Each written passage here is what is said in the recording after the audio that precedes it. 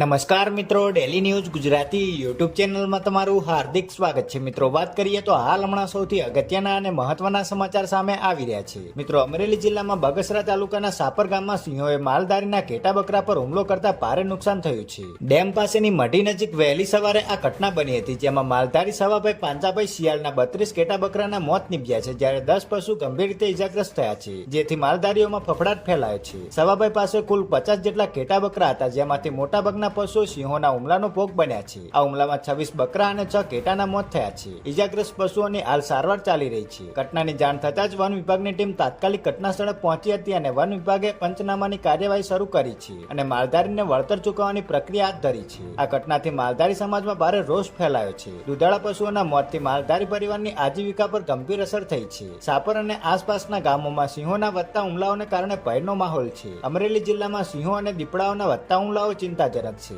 શિકારની શોધમાં વન્ય પ્રાણીઓ માનવ વસાહતો સુધી પહોંચી રહ્યા છે।